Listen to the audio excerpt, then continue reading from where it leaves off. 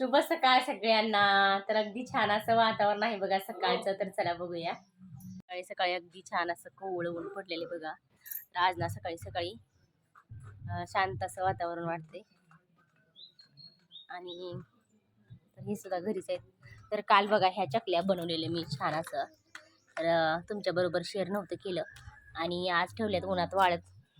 आणि स्वयंपाक सुद्धा आज लवकरच झालेला आहे बघा. भरपूर अशी कामं पडल्यात आणि अगदी छान असं सरभरीत ना मी शेवग्याची शेंग बनवली बघा. तर जास्त रस्सा वगैरे नाही बनवला. आणि इकडं म्हणलं तर रात्री ना पोरांच्या आवडीचं बघा, पोरांना भरपूर असं आवडतं, तर मी दही लावलेलं.